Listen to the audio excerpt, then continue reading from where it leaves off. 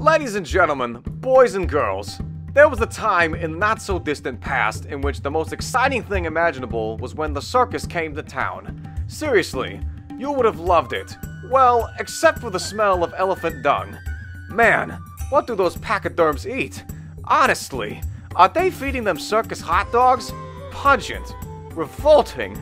But I digress. This podcast reminds me of the circus. Two clowns trying not to step in a pile of dung. This is Dave and Juan.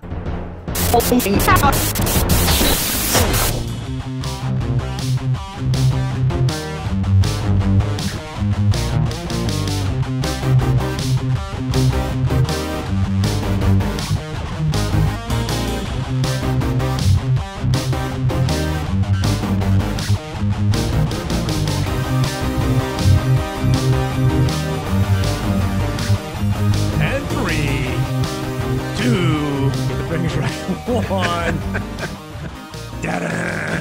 We're here. Hey. You know, however many fingers Be careful about that one. Sometimes you're not thinking, it's like, man, that is not the way to start the podcast. Man, no, I'm celebrating the Jameis Winston win with the Saints. You know, oh, my God. The W. Oh, we can get into that. Hey, everybody. The crab legs.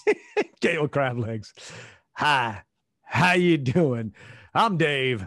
I'm Juan. And this is Dave and Juan. More time. All right. Thank you. Thank you. You're too kind. Too kind. Sit down. Sit down. We don't deserve it. We're just, something like that. Yeah. How was your week, man? Good? All right. It's kind of crazy. You know, still recovering, not physically recovering from the storm, but and there go my dogs again. That's right. Business-wise, it's just, you know, because everybody was shut down for a bit. So now everybody's rushing to get everything done. And it means we're behind, and, you know, that makes me behind and me annoyed. And it's, I go to work in the morning and try to decide who I'm going to tick off this day when I tell them that, it's good to have options. It's good to have options, you know. I'm just going to sit here and say, today is your day. Right. I'd like to lose you as business. You lose your business. So I'll hook you up today and tomorrow. I had that once that this was a few years ago, after I started my own little popsicle stand, whatever it is I do. And, look, when you start off a company, you take stuff that you would not normally take. You just have to. You just glad anybody wants to spend money. And it was pretty good money, but, I was like, that was my one goal. Like I kept thinking, I just want to get to a point where, not that I would ever intentionally lose somebody, but not really negotiate. Yeah, it's a nice thought to say, that I'll fire a client. Yeah, it's a position of power. I can't say that I would intentionally do that or did that, but I kind of did.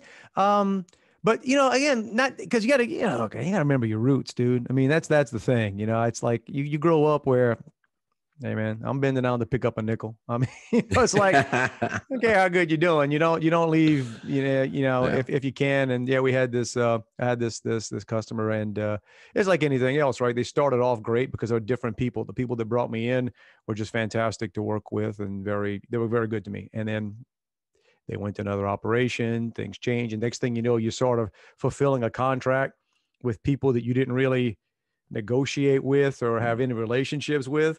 And you just sort of get that vibe that I don't think they want to do. I don't think they really want me around doing this stuff anymore. But I got a contract. They paid right in advance. So it's you're just one of those. And business is funny this way, and depending on what part of it you're in. When you're dealing with bigger operations, I find that they've got too many employees to start off with. Right?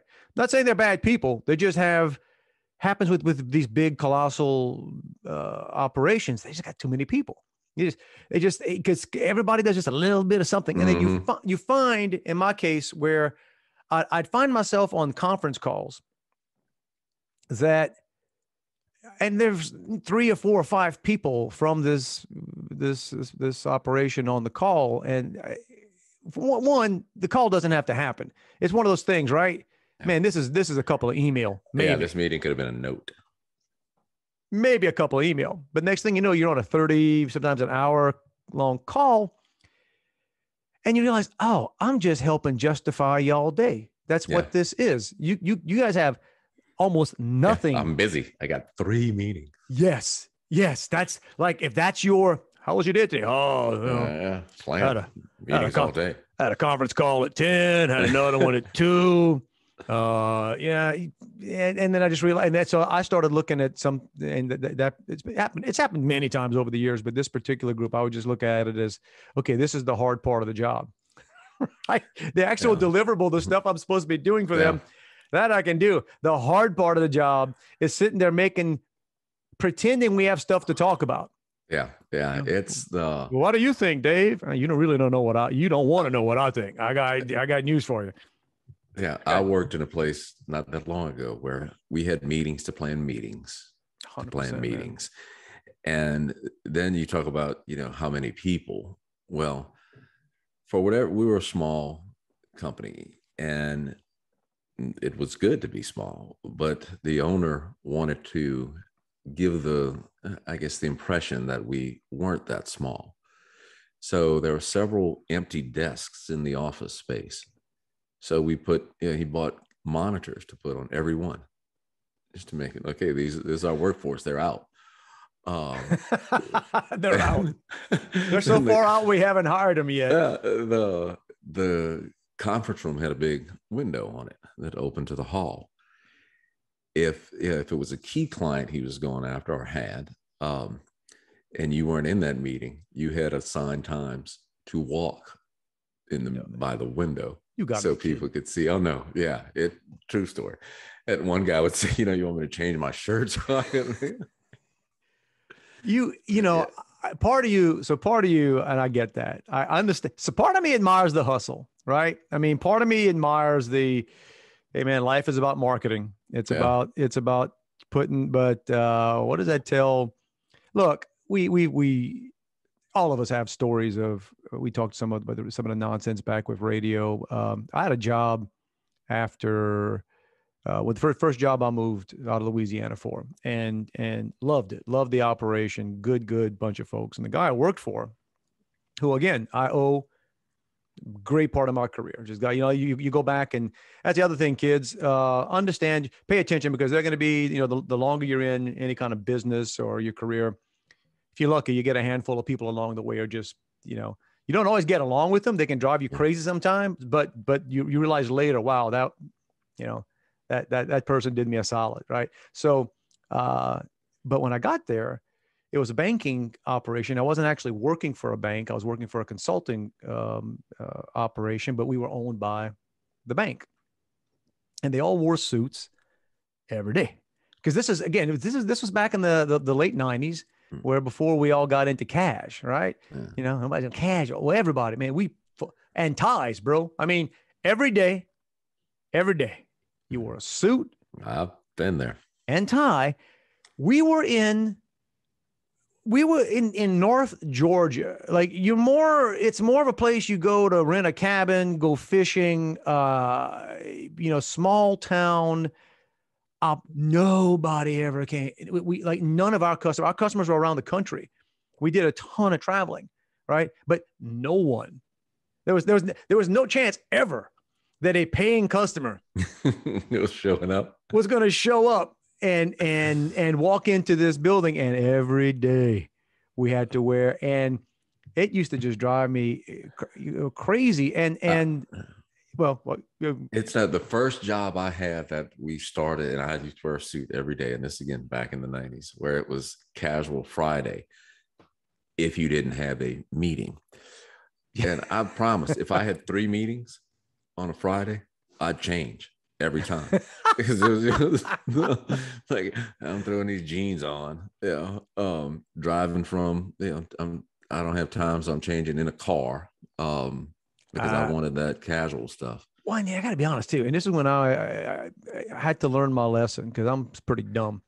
And it started when I was running a bank branch, and then eventually went there. I used to think that every time you wore a suit, you just put the dang thing on, even if you wore it for 2 hours, didn't near sweat. Yeah. You had to get that thing dry cleaned. No. I cannot tell you. I didn't grow up wearing suits. I didn't know. That no, dude, you can air those things out, and you don't have to, you don't Nah, smells okay to me. Air it out, bro. Do the, but I can't. I used to be that little dry cleaner and up in that little town in Georgia, big old bag of suits. I was one of their better customers, man. Big old bag of suits and my shirts, because I don't know, just I can't wear Star shirts, man. I would do it today, but they break the buttons. They just there's this impossible. Like I've never had a dry cleaner that didn't. And it's the worst. And it's the worst. So you go to travel. A lot of times you didn't realize it. We'd do a lot of traveling, and you'd be getting dressed in the morning to either be in a meeting or to be in front of a group. Exactly. So you start learning. You got to bring extra shirts just in case or do a really good evaluation before do inventory on your stuff before you left, because the dry cleaners are just banging on these things. They don't care. Well, I mean, maybe they do, but they're not enough to. Not enough to catch it. I know. I had one. Some people, bless their hearts. I remember one place. It might have been up in North Georgia, where if they caught it, they would replace the button for you. Really? Yeah. I mean, that was, but guess what? They didn't always catch it. It's just, I know, first world problems. We're intentionally stayed away a little bit from all the doom and gloom. It's picking up a bit, but I know people. It's getting there. People afraid. People are. They got some afraid. People are tired, and I don't blame them. And then you got it worse probably in Houston than we did, but it's rained here for days. From whatever that storm, tropical depression or whatever it is. We actually didn't. So and that was weird how that came up. And I honestly, Louisiana may have gotten more rain than Houston, where I'm at. We were supposed to get 10, 15 inches. We really didn't. I didn't see any of it because I was in South Carolina. On the road again. That was good. What part? Charleston. All right. I'd never been to Charleston. So that's pretty much South Carolina, right? Isn't it close to? Didn't even look at the map, bro. It's near a bay, and that butts up against. It's close to the ocean. It's not far. Okay. And then I think the Citadel is pretty close. But like I said, I used to know where I was. I have no idea. They tell me I'm going somewhere, and I'm like, all right. And I'd never been to Charleston, but nice old town. A lot of there's some touches of New Orleans there. Some of the streets look, and it's very. It's a very southern town. So yeah, it was hot. It was hot like New Orleans. It was. Did it run in Hootie or anybody? Didn't see Hootie. But the hotel I was staying in, what was it called? The Belmont something or other. I mean, nice place. That's what. Guess what? Whenever bank directors have conferences, they don't have them at Hampton Inns. It's no Motel 6 for you. No, it's some pretty nice places. And but you're walking down the hallway. There's one of the hallways is just, there's a bunch of pictures of famous South Carolinians. And I think Hootie's on there. I think one of them's Hootie. One of them's Edgar Allan Poe. That one just kind of jumps out. I know a few other. I mean, I just like, local. I'm like, oh, okay. Yeah. And it's kind of funny. Like, you going way back. Edgar Allan. Not sure I'd recognize him. They had his name on. Yeah, you would. Yeah, you actually would. You see him. Oh yeah, that's Edgar Allan Poe. You've seen the. Well, I'll say that. Well, dude, I'm from South Lafourche. If I know what Edgar Allan Poe looks like, but I mean, it's true. Yeah, that's right. If you know it, y'all had books in Pankerville. Pretty sure. I mean, right. Let me tell you this one time.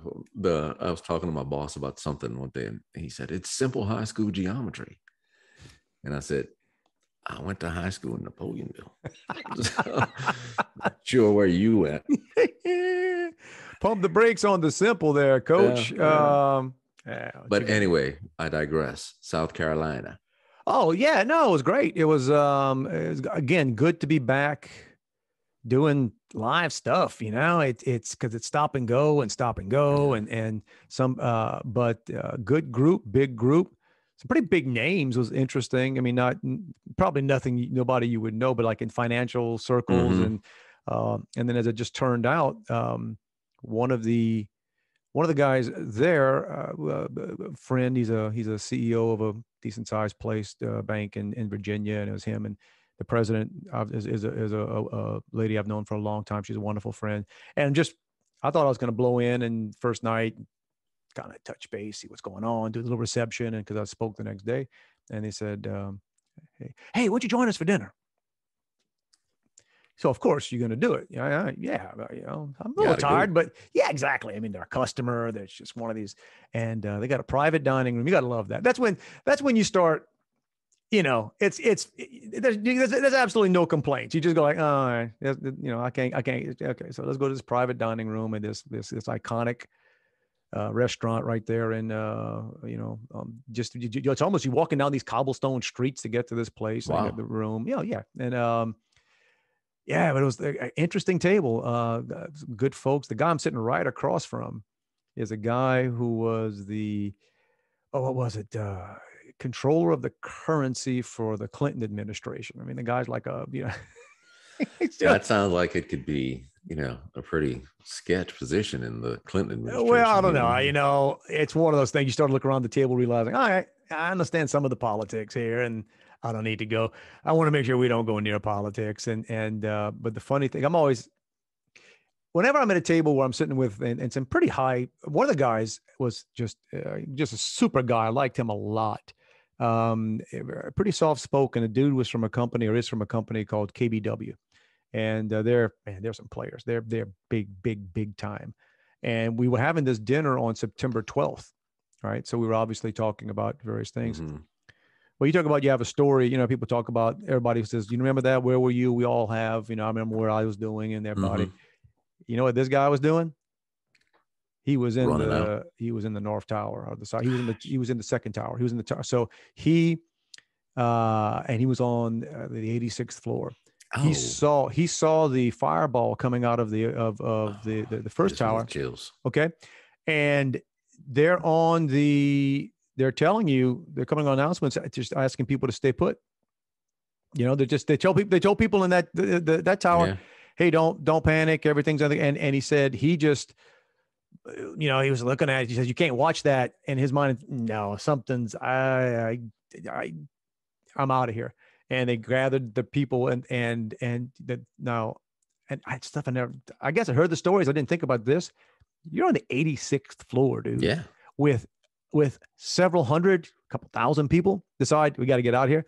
And it's about a 15-minute process on a good day to get to the bottom of that thing. And he said they got to the landing area waiting. And he said he remembered there was a far elevator, like a maintenance elevator that hardly ever got used. So they went to that one, got down, you get to the lobby, not sure what to do. They said, let's left.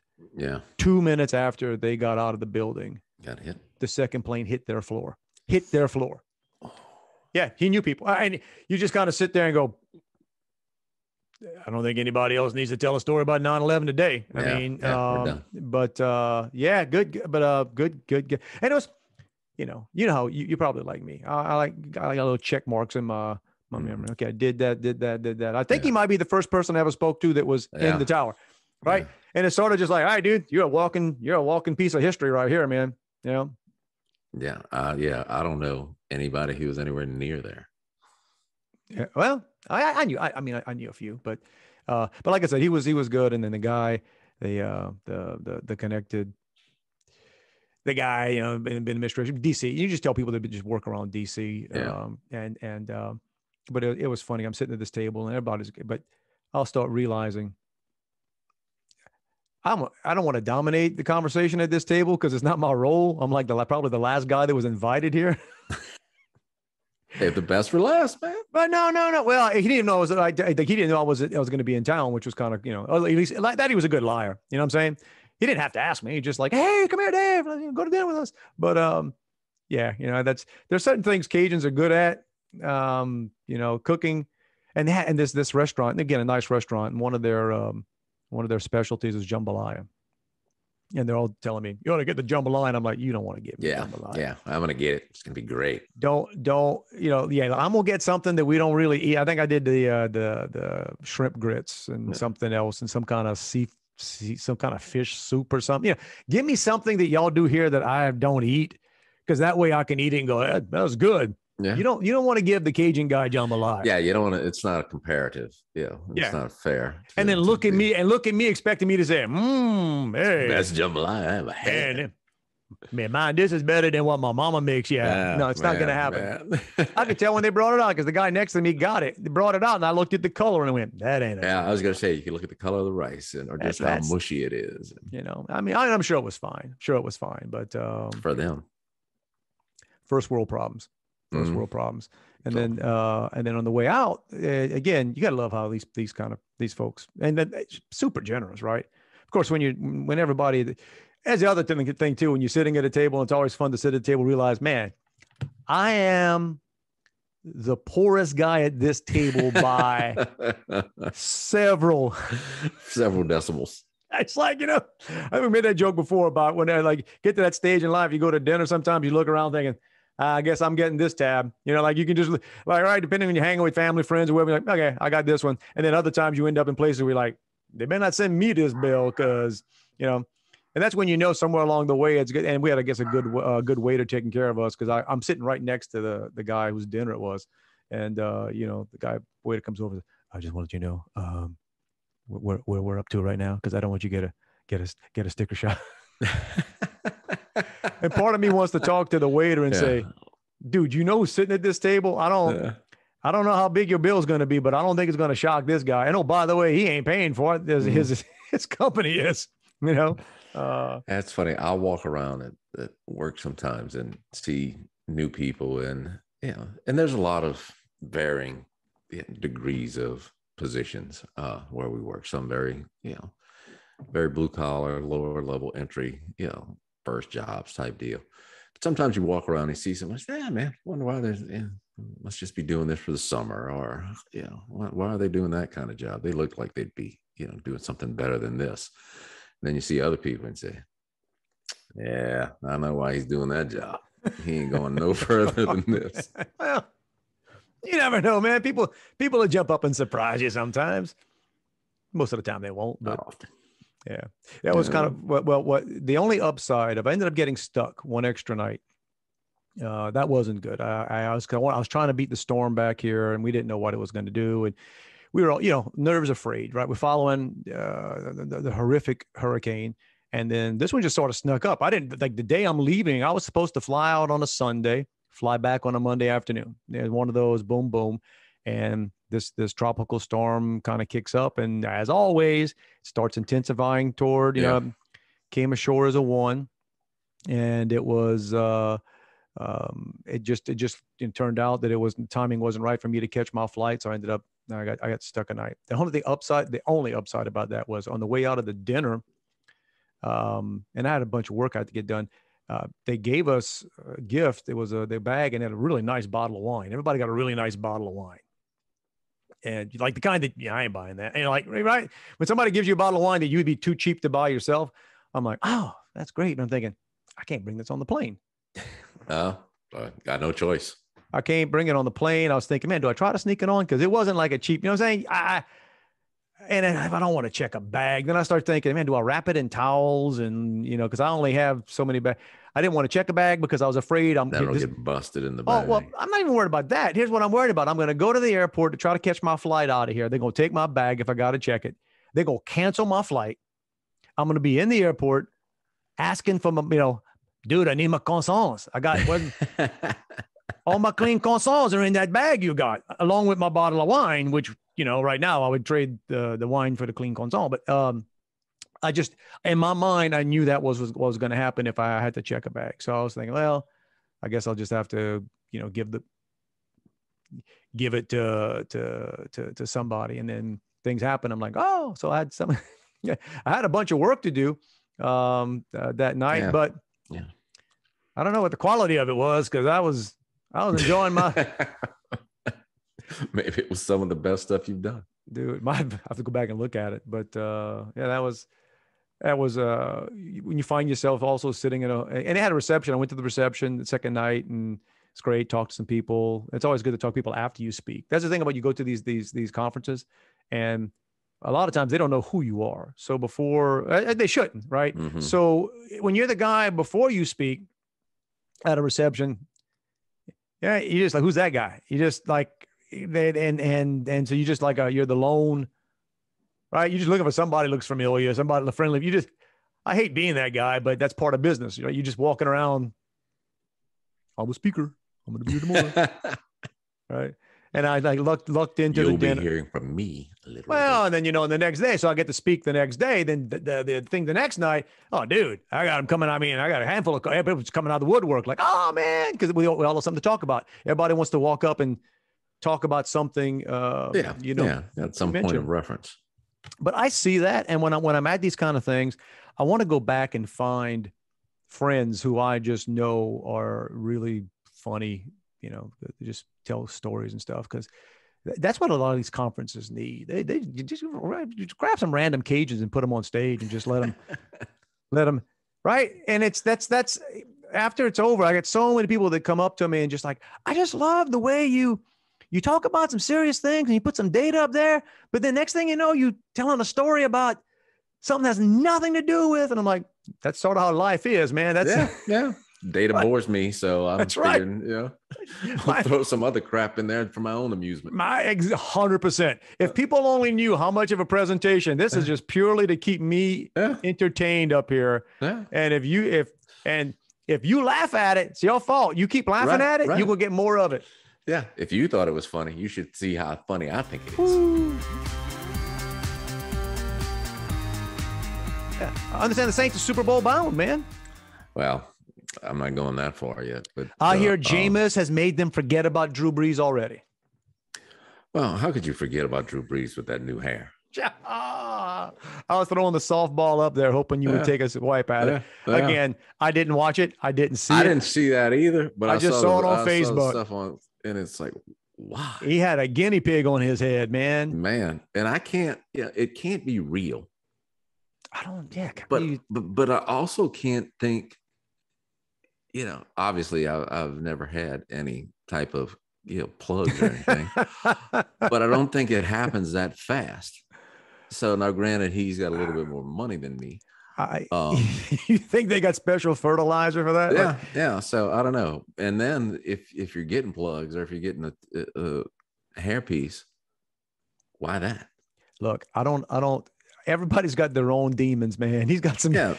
He probably looks at himself, and like I said, Drew Brees is he's a good-looking guy. I mean, and everybody. But here's the deal: you've been in the public spotlight forever, dude. There are pictures of you. There's video of you everywhere. NBC hired you looking the way you look. Yeah. And right. All of the memes, the best comeback of Drew Brees' career, his hair. That's the thing that I don't understand. And it's almost a business lesson. It's almost a business lesson. Because one of the things I actually kind of funny, I tied back. Maybe I can figure out a way to deduct whatever costs we have in this podcast on my business expenses.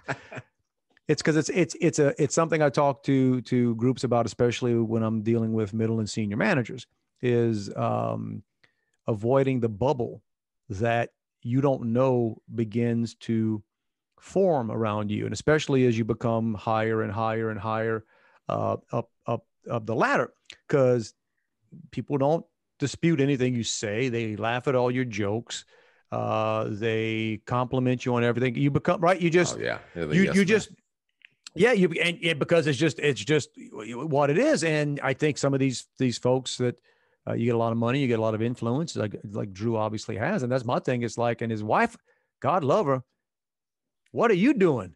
Like, seriously, what's his wife? Man a clue. Like, seriously, did maybe she picked it? Who knows? I don't know. I just tell people that, if I were to ever, get hair, I'm coming out like, 1985 slippery and wet John Bon Jovi hair. Forget that little powder puff on the top. Yeah, man. And then every time you walk in a room, just have a little Bluetooth speaker with you. Right? Living on a prayer. Oh, Juan's coming to the meeting. That's right. Watch me flip it back. We'll make it, I swear.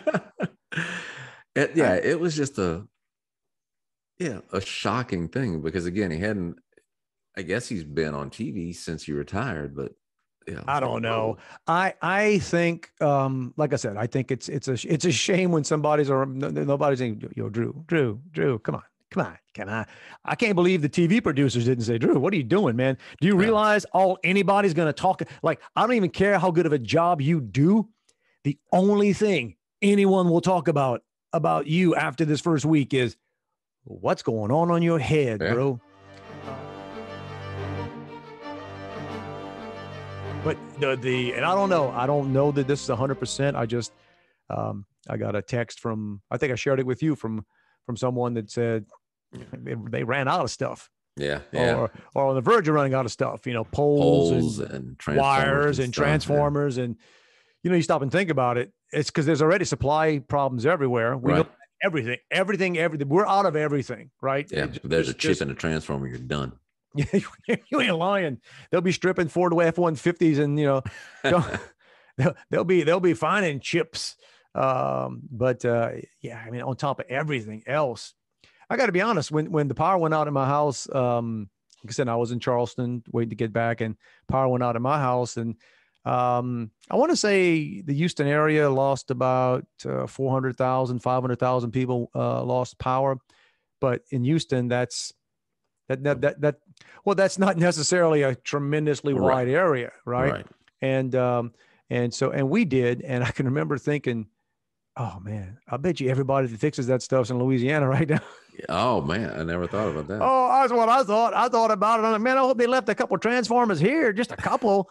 I mean, I want to help them all we can, but I hope they left a couple dudes over here to climb these poles and turn us back on. But we were fortunate. Next day we had it, and by the time I pulled up, and in fact I pulled up into the driveway at I don't know, 9 o'clock, 10 o'clock. Got an early flight out of Charleston, and so I pull up, and a lot of debris in the neighborhood. Mm-hmm. Nothing terrible, just it looked like a storm, right? When a storm goes through, everything. A couple of fences are down, but they were old fences, and my wife had already told me we don't got major damage. We got a few branches here and there.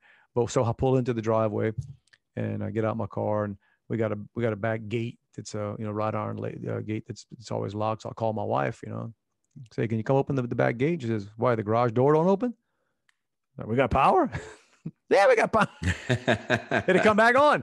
Idiot. I didn't even think to push the button. I just pulled up saying, we ain't got no power. If she wouldn't have been there, I'd have probably jumped the fence to find out, oh, we got it. But I don't know. My garage door, something weird is going on with it. I think, I don't know if it was a power surge during the storm or whatever, but the switch in the garage doesn't work anymore, and I can't get it to sync up. And so the other day I was playing with it, just trying to reprogram stuff, and I guess I messed something else up, because now if you close the garage door and you come back about 20 minutes later, it opens. Just on its own? Yeah, I guess there's, I read something that you can set it to close automatically after a certain amount of time. I guess you can also set it to open. So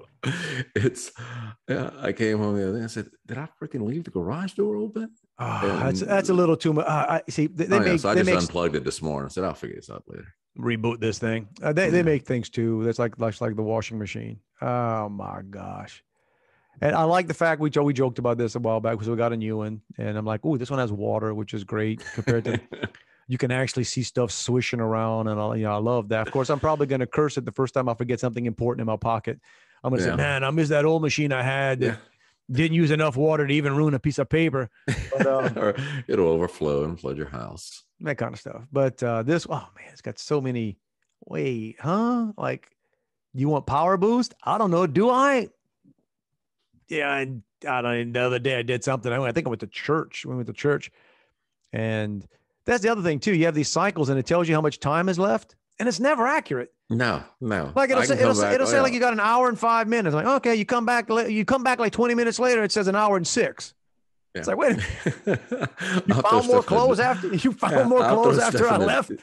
I'll throw pants in the dryer so I don't have to iron them, and it'll give you, the timer is 45 minutes, and you come back 3 minutes later, and it's it's already stopped. Done. And it picked up. Great. Yeah. The machine said it's dry enough, idiot. Yeah. Come get this stuff out. It's going to be cool by the time you put it on. That's what that's what the dryer's saying, dude. I'm a dryer. I'm not here. I'm not Stop here to ironing me. iron your lazy butt's clothes, right? I'm here to dry stuff. Don't try to sneak in this. Throw at least a wet towel in here to fake me out. An ice cube. No, I'll steam. Well, okay. I guess I would do it. I'll throw in a wet towel in there just to get some, just to, you froze up on me there, man. Some moisture going in there. Let's see how long that lasts. Yeah, okay. You're freezing up on me, which, yeah. I don't feel frozen. I don't feel torty. Name that tune, guys. Yeah. So, Monday, I think it was Monday night in Baton Rouge, a big section of town lost power for 2 or 3 hours. Not storm related? No. And because apparently, no, a legit story, not apparently, it's real. A flock of geese were flying, and one of them flew square into the transformer and blew it. Oh, wait, okay. That's okay. It's not fun if you lost your power. No, it's not funny if you like geese, but geese typically fly. Yeah. What in the world? Like I said, we're landing. I mean, I don't know, but what you wouldn't think it would run into it. How hard? Yeah, well, who knows? We used to get it at my parents' house because there was a transformer in their backyard, and every now and then a squirrel would go into that thing, and you'd hear a big boom, and the lights would go out, and you'd go in the backyard, and there was a fried squirrel on the ground. Well, the bad news is we lost power. The good news is the squirrel's dead. No, the good news is it's tasty. It's already cooked. I got one of my neighbors like that's kind of funny. We joke about if it ever gets real, man, supply chains break down, no food, got our stash. Worst comes to worst. All right, what we hunting? Around here, got some rabbits, I got squirrels. Another thing, but get your 22 and a pellet gun. Yeah, no, my dad has a pellet gun sitting against the back door. I got for squirrels, dude. Dude. And I asked him the other day. Shout out, Mr. Semino. Me too. I said, do you kill them or you just sting them? Oh, no, I kill them. So he goes get his iPad to show me the pictures of the dead squirrels. I don't take pictures of them. Yeah, I haven't shot any in a while, partly because I think it's illegal. So not that I ever actually did. Because I think, and I keep looking at, if I call it a truce, if they don't chew on my house, I'm cool with, like I said, I just lose my stuff when I got squirrels eating up around the, it's no. You can hang out and do your nonsense in the yard and dig up, and they dig up yard, you can dig stuff up. Yeah.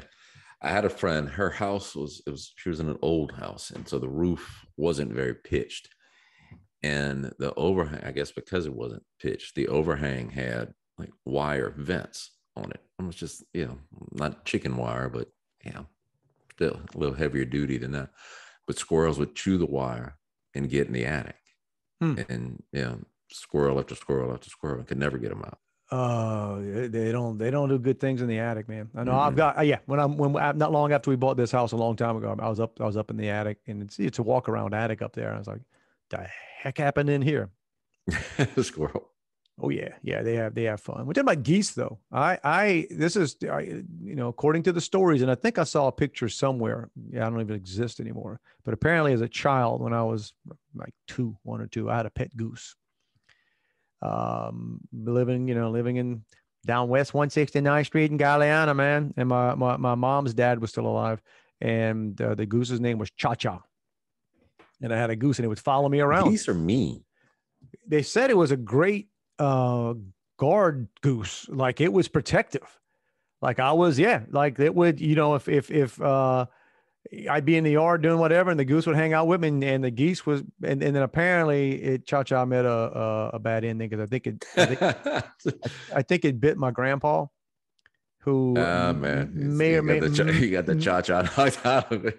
may or may not had a recipe for goose, but that's the other part of the story I got, is that Cha Cha made the mistake of kind of biting the wrong guy. And yeah, they're don't bite a Cajun. Don't bite anybody who's got a recipe for you, man. It's just a. We have tons of geese in my neighborhood. They're nasty, man. Man, they leave some mess behind, and people will feed them, which makes it worse. So then you'll know about 4:00. There's 100 of them.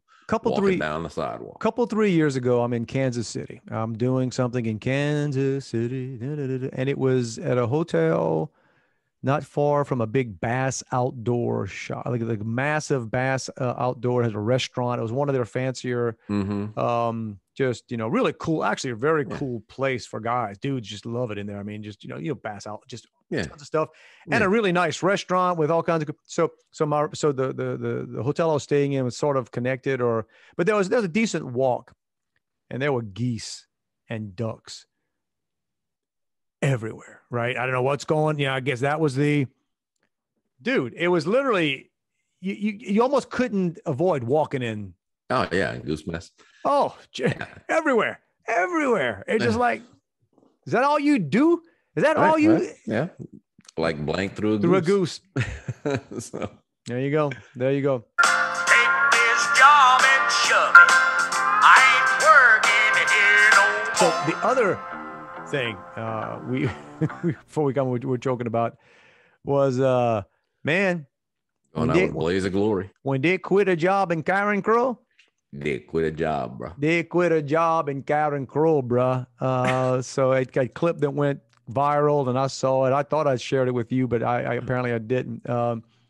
This young lady in a Walmart in Karen Crow, and I'm hey, by the way, hey Walmart, I've done work with Walmart. Yeah. I'm not. It happens, but she decides and she filmed it, and that's to her credit. You can tell she was kind of nervous before she did it, right? She was like, and she kept her mask on. Yeah. She did the whole thing with her mask on, but man, she gets on that mic and calls out some folks by name. Oh man, and I think the fun part of that is, I don't care who you are, and maybe not everybody, but most people have envisioned quitting a job in that, like I said, in a blaze of glory. Nobody does it. My only criticism of it is that she dropped. I think she dropped an F-bomb or two. Yeah. So that. So my thing is, don't do that, because you don't have to. The fact you're calling people out. Yeah. Right. But I get it. Look, man, I might be the same way. It might be the same way. Keep your rage classy. You get the adrenaline flowing, and like, man, I know I'm out of here. You might, but call the manager out by name, saying you're a perv and you know it. Like, whoa. It's like, dang. That's like shots fired. And you got to be careful when you say that in Walmart, because there could be shots fired. Yeah, especially in Karen Crow. Hey, got on Crow, bro. Got on Crow. But they said she's getting like, she's probably gonna get internet famous, and somebody will get a GoFundMe for her. She gets some job offers. But you know what the thing is, if you look at her, and again, none of us can attest. We don't know the truth. We don't know the validity of the charges, but she was pretty specific with some of her her gripes, the way people were treated, and no vagary there. None. It was clear. But if Dave and Juan ever needs an intern. Yeah. There you go. Good on you. She lasts half a week with you, man. I just want to say I'm quitting this job. I am a great coworker. Just ask me. I'm the kind. All right. But that time of the week, shut it down. That's right. Rapper. Turn out the lights. The party's over. Party's not quite over, but it's close to it. But it's that time. We push the button, see if this stuff stuck to tape or the satellite. I just had to look up to make sure it was recording. I get scared. We wouldn't have done another one this week. Nah. We'd have made up a lie. Because Dave lost best of week. Dave lost 3 branches in his yard, and he's still kind of shook up. So it's hot out there, bro. It's hot. So no, this is where we hope it stuck to tape, and invite you if you feel so inclined, reach out to us, Dave and Juan at protonmail.com. Love hearing from you. Love reading them. Where else can you reach us? All over social media. Show your shirt, man. Show your shirt. Hang on. Look at that. See, look for this mark anywhere. Dave and Juan, more time. Shout out to my sister Ann. I got this a couple 3 weeks ago. Yeah, I like it. Somebody get some more made. Official. That's right. Official. We were supposed to do shirts, and we still talk about it. We gave ourselves. I know we already gave ourselves another job. That's the thing. It's fun, but I realized that, man, we put in some time and work for something that's effort, man. I know. And then the worst thing about it is we go get these done. And if somebody actually wants to buy them or get one, you got to do more work. Then you got to come up with it, right? I got to do more work. I got to sell them. I got to mail it. I got to give them change. It's like, man, I love y'all, but not enough to give everybody a shirt. Yeah. I mean, come on, man. I ain't giving you nothing. I'm giving you this. I got relatives I wouldn't give a shirt to. Jeez. Yeah. What more can you want? Work with me, people. By the way, where can they find us, Juan? Well, obviously, we're on YouTube. Subscribe to the channel. Download it. Watch it every week. You can find us on Facebook, where we always post our links. And also, I made a list this week so I could remember all the places. If you don't want to see all these great looks, you can check us out on the podcast on Apple Podcasts, Spotify, iHeartRadio, Google Podcast, Amazon Music. Yeah, I didn't know that one. Yes. And coming soon, it might not be on Pandora yet, but it's coming soon to Pandora. And then there are a couple of other ones that I haven't heard. Pod by and listen notes. But the cool thing, this is the cool thing, about being on Apple. I'm not on Apple. I mean, on Amazon Music, because I believe you can say, hey, what's the chick's name on Alexa? Hey, Alexa, play Dave and Juan more time. No way. Really? Okay. I would think so. I'll try that. I would think so. Alexa might say, really? Does that really what you? Yeah. I'll say it real loud. Dang, man, we got to step up our game if we're going to be on all these things, Juan. Just means they let anybody on. Well, you got that too. But well, there you go. We no excuses not to know where to find us. And then still reach out to us. We'll mail you a cassette if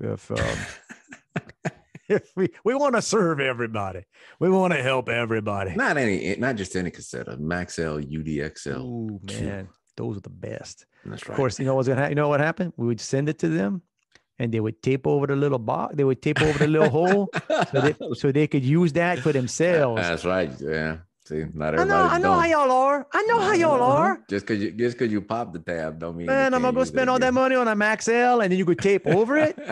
I don't think so. I might just send you a Memorex. Oh man, it's time to get out of here. Hey, everyone, have a fantastic week. Those of you that are still putting lives back together, I know you are. Again, our thoughts and prayers remain with you. Hang in there. It is going to get better. And again, I wish everyone as happy a week as you can possibly have. That's right. Go Saints. All right. I think eat that W crab legs. And what was the other thing? Let's say we do this again. When, Juan? When? Monday at 7. That way you can DVR Monday Night Football. Yeah. Roll right into it after the podcast. 100%. Everybody, have a great one. You too, buddy. Love you. Back at you, man.